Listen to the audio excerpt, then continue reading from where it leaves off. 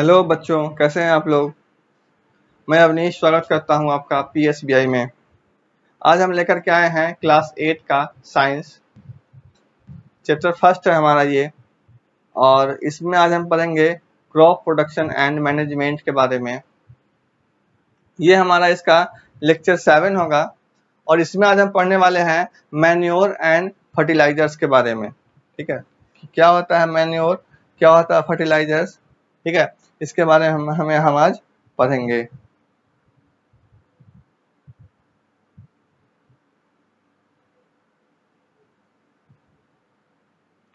Manure and fertilizers, manure and fertilizers. ठीक है, एक तरफ है मैन्योर, दूसरी तरफ है फर्टिलाइजर्स। एक को बोला जाता है नेचुरल फर्टिलाइजर्स, लगभग इसको बोला जाता है नेचुरल। ये नेचुरली है। ये कहाँ से मिलता है हमें, पढ़ते हैं आगे। It is an organic substances, it is a natural substances obtained from plant and animal waste. यह क्या है, तो ये एक तरह का ऑर्गेनिक सब्सटेंसेज है। ठीक है, ऑर्गेनिक सब्सटेंसेज है। मैन्योर क्या होता है, मैन्योर एक तरह का ऑर्गेनिक सब्सटेंसेज होता है और it is a natural substances obtained from plant and animal waste. यह जो है पौधे और पशु के अपशिष्ट से हमको क्या होता है, प्राप्त होता है। इसीलिए हम इसको क्या कहते हैं, इसीलिए इसको हम कहते हैं नेचुरल सब्सटेंसेज। ठीक है, क्यों, क्योंकि ये हमें पौधों और एनिमल के जो उसका वेस्टेज पार्ट है, जो उसका वेस्ट है, ठीक है, वहां से प्राप्त होता है। इसमें पहला है इसका, it is an inorganic salt. क्या कह रहा है, ये एक क्या है, यह एक इनऑर्गेनिक सॉल्ट है, यानी अकार्बनिक लवण है। ठीक है, हिंदी में अगर बोला जाए इनऑर्गेनिक सॉल्ट को हम कहेंगे, इनऑर्गेनिक का अर्थ होता है अकार्बनिक और सॉल्ट का अर्थ होता है लवण, यानी नमक टाइप का जो होता है वो। ठीक है, तो यह क्या है, ये एक इनऑर्गेनिक सॉल्ट है, फर्टिलाइजर्स। दूसरा इसमें है, it can be prepared in fields. ठीक है, ये जो है खेतों में तैयार किया जा सकता है। ठीक है, कहाँ पे, तो खेतों में तैयार किया जा सकता है। कौन सा मैन्योर जो है वो खेतों में तैयार किया जा सकता है। It can be prepared in fields. वहीं इसमें है दूसरा, it is prepared in factory. जहां ये खेतों में तैयार किया जा सकता है, वहीं यह जो है कहाँ पे तैयार किया जाएगा, तो ये फर्टिलाइजर्स जो है वो फैक्ट्री में तैयार किया जा सकता है। फैक्ट्री में तैयार किया जा सकता नहीं, फैक्ट्री में तैयार किया जाएगा। ठीक है, कहाँ किया जाएगा, तो ये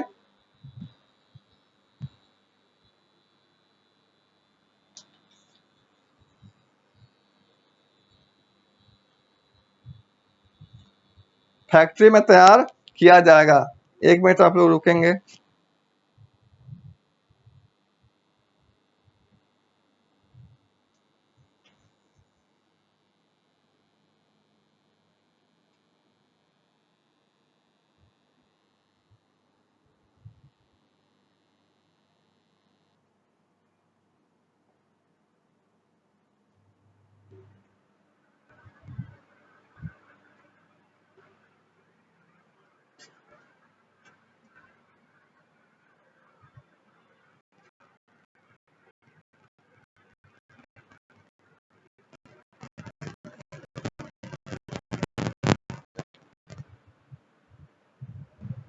कुछ तकनीकी खराबी आ गई है, इसके वजह से सिस्टम हमारा ऑफ हो गया था, शायद लाइट वगैरह का कुछ प्रॉब्लम है। अभी फिर से क्लास आपका ओपन हो चुका है।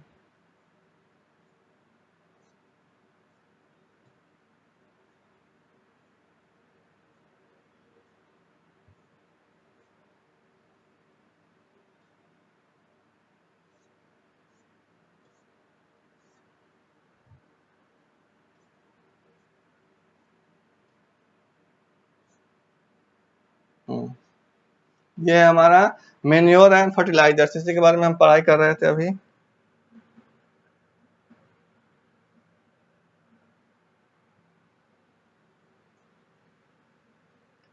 हमने दो तीन तीन पढ़ लिया था कि इसको जो है कहाँ पढ़ रहे थे हम, दूसरा इसका पॉइंट कि it can be it can be prepare in fields, इसको जो है फील्ड्स में तैयार किया जाता है, और it is prepared in factory, इसको जो है फैक्ट्री में तैयार हम करते हैं, ठीक है। It increases the humus content of the soil, ये क्या करता है, तो मिट्टी में ह्यूमस की मात्रा को बढ़ाता है, ठीक है, मतलब उर्वरक शक्ति की मात्रा को मिट्टी में बढ़ाता है, कौन, मैन्योर।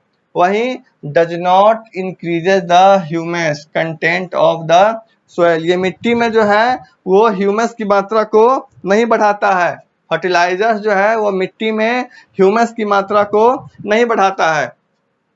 आगे है, it is not very rich in plant nutrients,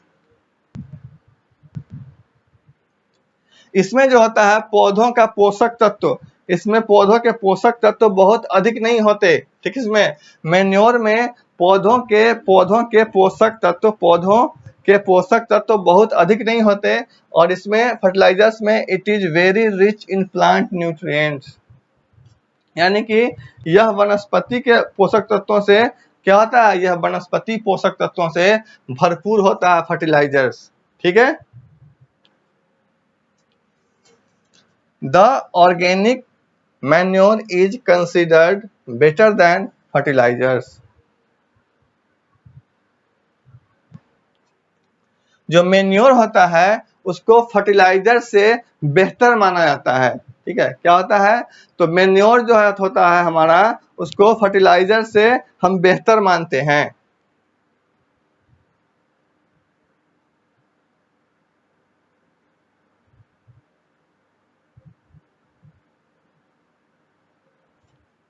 चलिए आगे हमारा इरिगेशन,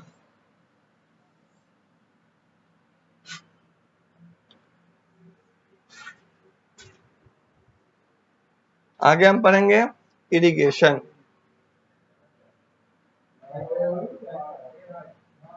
इरिगेशन क्या होता है, इरिगेशन, इरिगेशन का अर्थ होता है सिंचाई, कई बार इससे पहले भी हम क्लास में बता चुके हैं ये सब चीजें। इरिगेशन का अर्थ होता है सिंचाई। Like human being, plants also needs water to live, मनुष्य की तरह जो है, मनुष्यों की तरह पौधों को भी जीवित रहने के लिए पानी की आवश्यकता होती है। Water is necessary for proper growth and development of flowers, fruits and seeds of plants, पौधों के फल, फूल और बीजों के समुचित विकास के लिए क्या होता है, तो पानी की आवश्यकता होती है। Plants contain 90% water.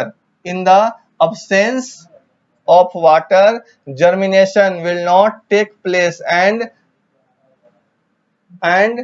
nutrients dissolved in water are transported to the different part of the plants.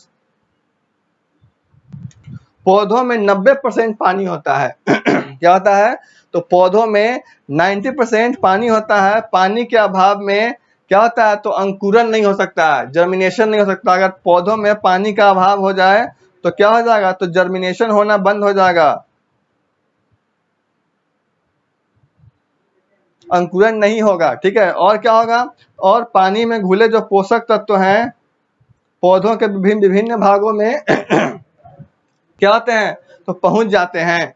The crops protected from both forced and hot water currents by water. Water has to be supplied to field regularly so as to maintain the moisture content of the soil for healthy crop. पानी से फसलें पालें और गर्म हवा दोनों से क्या होता है, दोनों से सुरक्षित रहती हैं। पानी से जो है फसलें और गर्म हवा दोनों से सुरक्षित रहती है। स्वास्थ्य फसल के लिए, मिट्टी की नमी बनाए रखने के लिए, खेती के लिए नियमित रूप से पानी की क्या होती है, तो आवश्यकता होती है।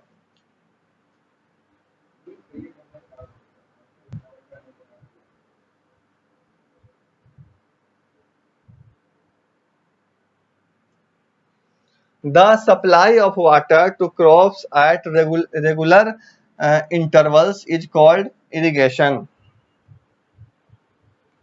यानी कि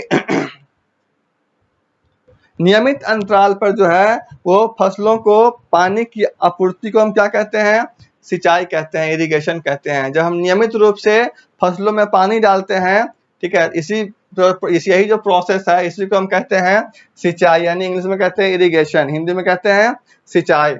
water requirement varies from crops to crop, soil to soil and season to season. Paddy needs a constant supply of water, whereas wheat requires water at regular intervals.